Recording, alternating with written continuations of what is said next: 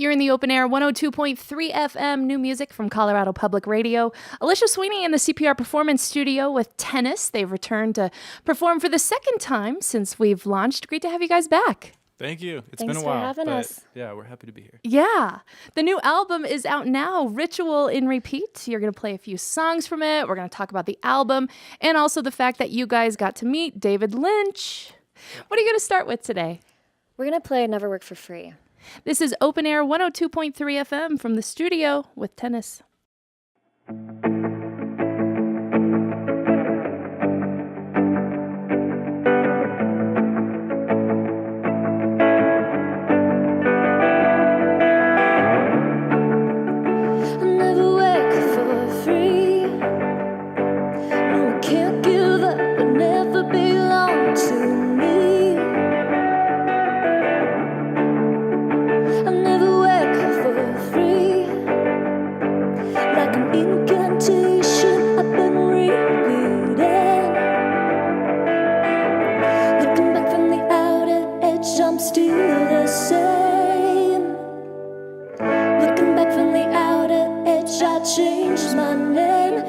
To stay the same, just to stay the same.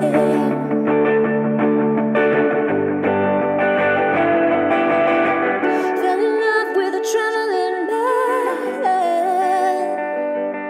I'll make him mine, do whatever I can. Fell in love with adrenaline man. I'll make him mine, do whatever I can. You got me looking for love. You got me looking for love.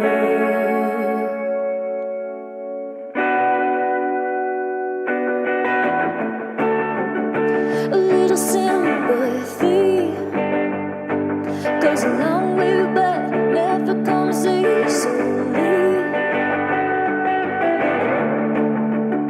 Even a young girl knows that the first soul lands right where the cold wind blows. A single syllable became my history. Never knew one word could mean so much to me. Fell in love with a traveling man. I'll make him mine, do whatever I can. Fell in love with a traveling man. I'll make him mine, do whatever I can. Touching me with such sweet blindness, hiding where our past can't find us. You're the vine, you are the dawn, oh baby, I need more. I can live on metaphors, oh baby, I need more. Fell in love with a traveling man. I'll make him mine, do whatever I can. Fell in love with a traveling man. I'll make him mine, do whatever I can. You got me looking for love.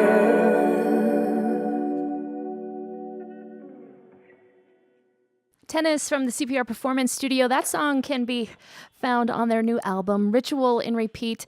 You know, Elena, I love this song. Will you tell me what you can remember about writing this one, or maybe the process of it, or when you started it?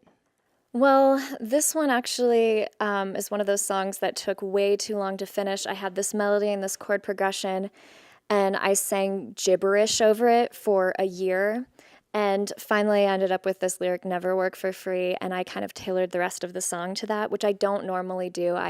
Lately, I've been writing lyrics first and melodies second, and I feel like more attached to the song when the melody comes first, but it's a lot harder for me to retroactively put lyrics that still have meaning and narrative to me when I only hear, like melody and like syllables and consonant, like vowel sounds. It's really, really hard I to also write think it lyrics just to that. comes from me being lazy because it's so much easier for me to like write the architecture of a song and just be like, here you go, Elena, Sing finish it. something. Yeah, just make it good. And I feel like that's maybe what I did to you on Yeah, this that song. one was kind of tough with this one. But the next song we're going to play, it's called Bad Girls, and this was a lot easier. This is one where lyrics came first and we structured the song around it. And those ones, like, write themselves. Uh-huh. Where were you when you wrote Never Work for Free? Were you in Tennessee? Were you guys here? Oh, we were here, right? Yeah, we were here, but I think we finished it in Nashville.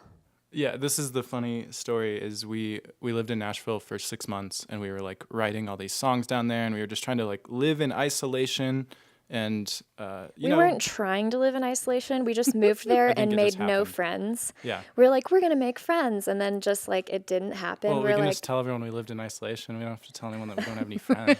but that's what it's code for. Anyways, we moved back to Denver because we missed the hell out of it. And the second we moved back, Patrick Carney was like, "Hey, Come back and come back to record." Nashville and let's We're record like, some we songs just together." left. He literally like texted us and was like, "Hey, come over tomorrow." And we're like, "Dude, we don't even live there anymore." Which was hilarious. Yeah. So we just turned around and went back. It was great.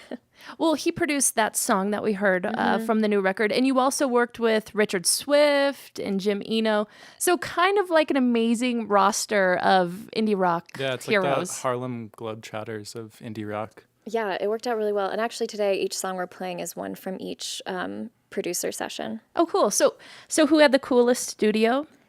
They're all different, but I think there's one similarity between all of them, and they're all home studios, which is something Elena and I really care about. We like recording in places that feel like home and don't feel like you're going in somewhere to like clock in and work or something. It's a lot less intimidating. Yeah, that you way. want somewhere where it's like in the middle of a song, you're like, hey, let's go cook dinner in the kitchen, or like, hey, let's have, a drink with your wife in the or backyard. whatever. Yeah. And it's like, I don't know, there's just a feeling that comes from recording in home studios that we haven't been able to reproduce otherwhere. So what's your home studio like? It's really, really small and only operates from like 10 until 4 when our neighbors are gone. Yeah, but it's cool. It's like bare bones, but it's like we kind of designed it based off of like pulling our favorite attributes of all the studios we've been to around the world. So it's kind of just like our dream studio, but it is very small, which I kind of like. I'll say it. I like small studios. The best part of working with all these producers is we can just like steal their best secret, which is usually something really small and like inexpensive, something you wouldn't know about. And we just literally rip that off, put it in our home studio, and then call it a day. Okay, so any secret that you want to reveal now for a budding studio producer? I'll give one secret. I think it's microphones because a lot of people like go crazy over microphones. But Elena and I tried like 20 of the most expensive microphones in the world, and we like blind listened to all of them. And the one that sounded the best was like $200, and it's a Sennheiser 421. It's just weird. It's like stuff like that you don't even like really get to And say all the everyone's time. voice is different and every mic is more flattering to different people. But that was kind of a revelation, thinking I needed to be singing on like a world class, like what does Adele use? I'll use that. And then finding out like something really inexpensive was the best choice for me was great. Yeah. You're going to play Bad Girls now. Yes. This is Tennis in the CPR Performance Studio. Let's get serious.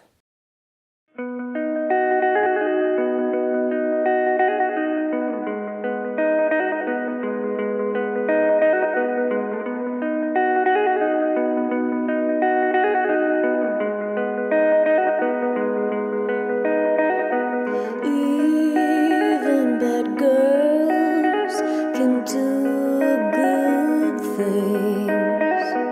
Even bad girls have holy dreams. Oh, I'm not so transparent. My intentions, they ain't so apparent.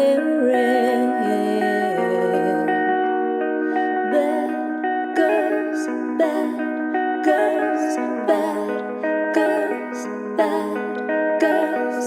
Even bad girls have tender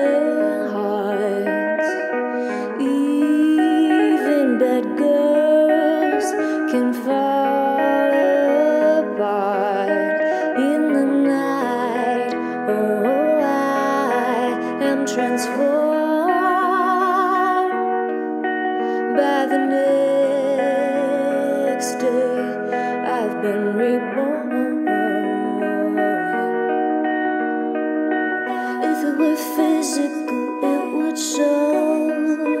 If it were spiritual, I would know. If it were physical, it would show. If it were spiritual, I would know. There is a need always to find and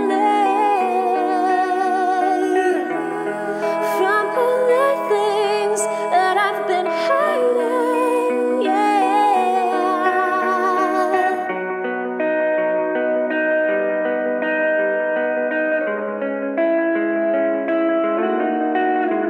The truth, you know, you'll never find. I'll never have any peace of mind. It's true, I know, I'll never find. I'll never have any peace of mind. If it were physical, it would show.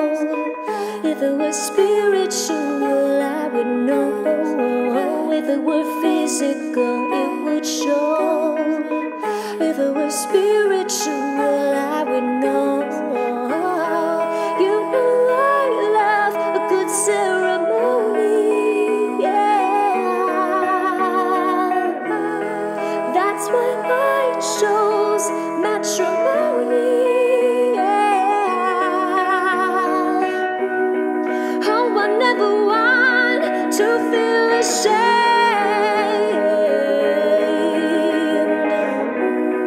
I just can't bear that kind of pain.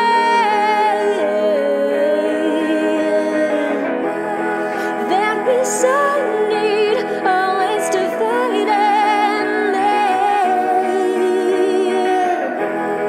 from all the things that I've been hiding, yeah. Bad girls, bad girls, bad girls, bad girls, bad girls, bad girls, bad girls, bad girls.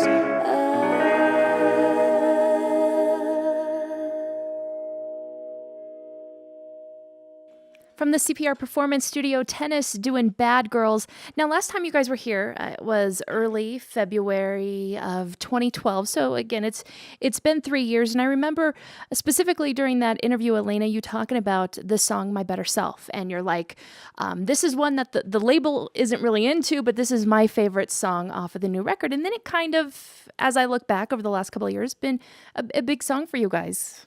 Yeah, I feel like sometimes those songs end up being slow burners, and I think there's something to be said for the song that you connect with the most emotionally. Eventually, over time, playing that live, it will really translate to people. Mm-hmm. So on the new record, Ritual and Repeat, what's that song for you? Have you discovered it yet? I think it's probably Bad Girls. Yeah, it's a song that everyone liked, but no one thought was a single.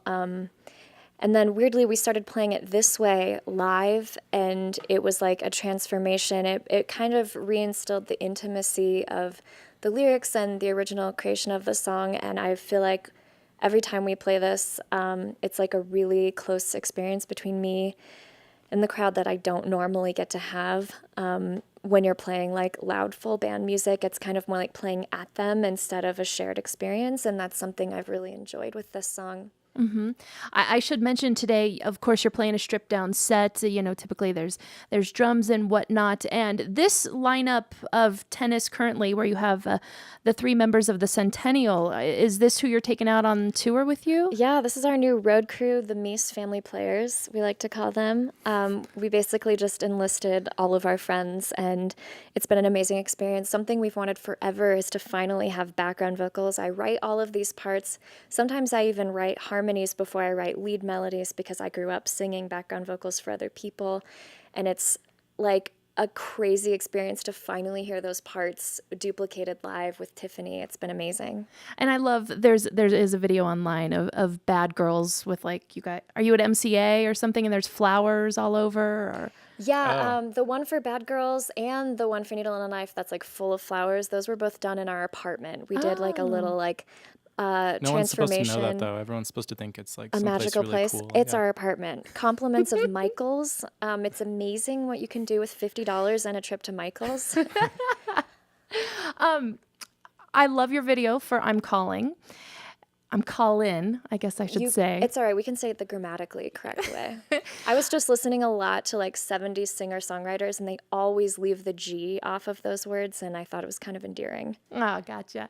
So with that, as I was watching it, I was thinking, oh, Tennis is at it again. There they are with like a subtle homage to David Lynch. Yes, yes. And we've bonded over this in the past. And what did you call it? Life goal achieved. Yeah. Is I what think you guys said. Both of goal us is achieved, for very, sure. very important moment for us. Yeah, we had this crazy experience after we made these videos, which I felt more likely that we would get like an email from David Lynch's team being like, stop ripping him off. or But something. instead, it was just an email of support. And actually, like it was after the My Better Self video, which has a very David Lynch theme Yeah. to it. But he invited us to play at his private club in Paris. And that was like the first encounter. Which is called Silencio, like from Mulholland Drive. And then just last week, we were able to play a tribute event for David Lynch for his foundation. And I was gifted, but also was cursed with singing a Roy Orbison song, which is like the hardest thing I've ever had to do in front of only my heroes, including David Lynch, front and center. So I was basically like throwing up side stage, and then had to go out and like sing in dreams. Yeah, and Donovan is standing side stage watching us, like literally just standing there staring at us. And we're like, what the hell are we doing here? Yeah, we're like the kind of people who can only appreciate those things when they're done. Yeah. Like, thank God that was over. Oh, that was great. So do you ever go back and like watch those things if they do happen to be captured? I And never watch it. Yeah, I don't think, ever watch it. I think the like mental image that we carry is really important. And if we watch it, it'll kind of like disrupt that image. I feel like if we watch it, we'll be like, oh crap, like I was a little out of tune, or it's like, man, I played sloppy, or I already know that I could always do better. I don't need to watch a video to prove it to me. Okay, you mentioned Donovan and David Lynch and everything. What was the number one rock and roll moment of playing at the foundation, or was it just being there? There were we didn't have any rock and roll moments, but movements. We didn't have any Either. rock and roll didn't have movements either. either. No, but I mean, just being a part of it was a very surreal experience. And I mean, there's no greater compliment in the world than to know that one of your idols even just knows you exist. So I'll take that. I didn't even meet him. I didn't want to. I felt like it would like ruin like the myth, the like magic of it all. Like I'd rather him just be like this mystical Totally. figure. Or one of us would say something stupid and we'd never be able to retract the dumb comment. Or that. Or that. So you mentioned a little bit about changing your songwriting process up a little bit this time, and I recently, you guys have been doing a ton of press lately. Obviously, like you're getting ready to head out on tour. The album is coming out in Europe now. Yeah, finally. Finally, since it's probably been on the internet. Yeah, I'm- They still since can't get it September. 'cause they like the U.S. internet. You can't get it over there. Ah, So like the Well, I'm U.S. sure like the iTunes- most cleverest internet users can still Probably. get it, but for most people they don't have it, which is really weird. But yeah, it's nice to finally get it out there. so I heard that you've been auditing some classes, Yes. which has been inspiring this new songwriting approach. Well, I mean, really what I've been trying to do is balance. I mean, when you tour and you live a creative life, I feel like you live in an alternate reality, which is important for your art. In order to be creative, you need to be selfish, dig down deep, do what you like, follow your instincts.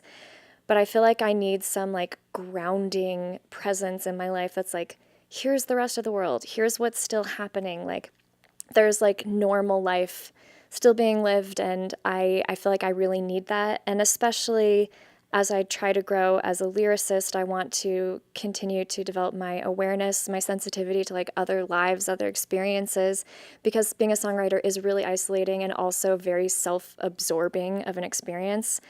and I want to balance that whenever I can. So yeah, I've been sitting in on a class that's being taught at UCD, at the University of Colorado at Denver, and it's been amazing. It's a class on like the history of prisons and punishment in Western civilization, and it's like a very pertinent subject, especially with what's been going on culturally, like Ferguson and Eric Garner and all of these things. So it's been amazing, and I don't know how I can implement like a social consciousness into my writing, but I feel like if I make it a privilege and a concern, then at least at least it's an awareness and something that I carry with me. The next song you're going to play, I remember before it came out, you came to OpenAir and did a guest DJ with me, and you were telling me, I'm working on this song, or I wrote this song about this guy, Timothy. Yes, which P.S. those DJ sessions with you are my favorite things to do. We're working on another one. Okay, Maybe do it before you go out of town. Not so subtle hint. My birthday's coming up, so Deal.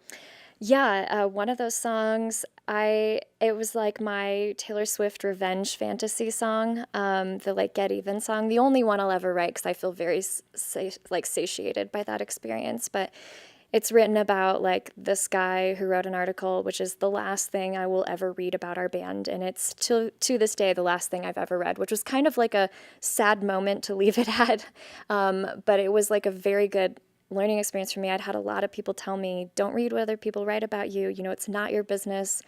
Just because it's there doesn't mean you need to know it. It's like bad for your psyche. It's bad for your writing. Just don't do it. It's like a form of torture. And finally, that was like my turning point. I was like, I get it. It's torture. I'm never doing this again. I will never Google myself again. I feel like a recovering addict. It's been like 2.5 years since I've read anything written about our band. By the way, if you do Google Elena Moore, what I noticed recently, because different search engines pop up, it's like Elena Moore Instagram, Elena Moore age, Elena Moore husband. Just Age? now you don't need to look it up. Oh my gosh, I think that's everyone really thinks you're funny. really young. Yeah, that's great because my 30th birthday is in less than a month, and I'm having like a full like ontological crisis. Like I've been listening a lot to Return of Saturn by No Doubt, and it's sufficiently angsty for me of being like, I'm growing up. I'm not 21 anymore. Wah. So we're going to hear Timothy now, and the Meese family players are going to join you guys during this Yeah. time. Join us, buds. From the CPR Performance Studio, we've got Tennis on 102.3 FM.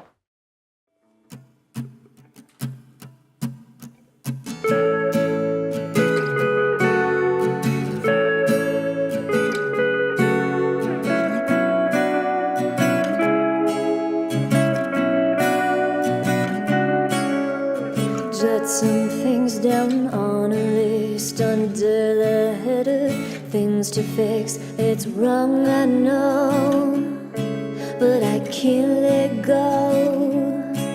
Some days I can't think what to do. My thoughts are all consumed with you. It hurts, I know, but I can't let go. Timothy, say something sweet to me. Say it slowly until you believe. Tell me that you find increasingly elements of merit within me.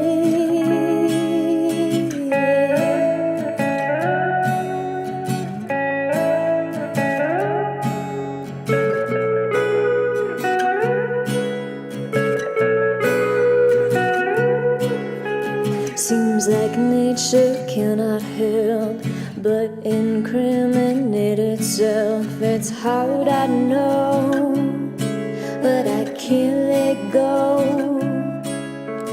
Baby, you are either or, and I'm the other at the door. It's wrong, I know, but I can't let go. Timothy, say something sweet to me. Say it slowly until you believe. Tell me that you find increasingly elements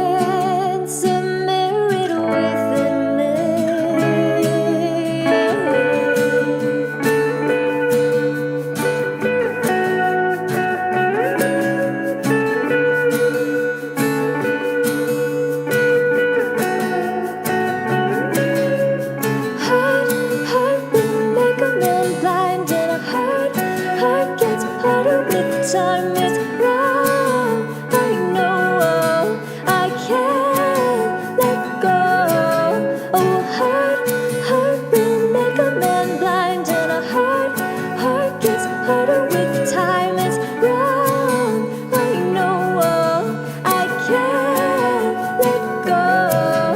Oh, Timothy, say something sweet to me. Say it slowly until you believe. Tell me that you find increasingly elements of merit within me. Heart will make a man blind, and a heart gets harder with time. It's wrong. I know I can't let go. Oh, heart will make a man blind, and a heart gets harder with time. It's wrong. I know I can't let go.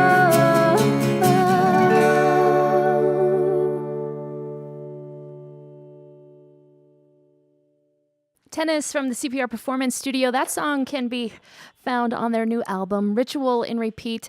You guys, it's so great to have you here today. Come back again. Elena will do a guest DJ before your birthday at some point before you get out Thank on you. the road. And thank you so much. This is OpenAir 102.3 FM. My name is Alisha Sweeney. Dave Fender's our audio engineer. And of course, connect with the concert calendar to get more details about tennis at Bluebird, openaircpr.org.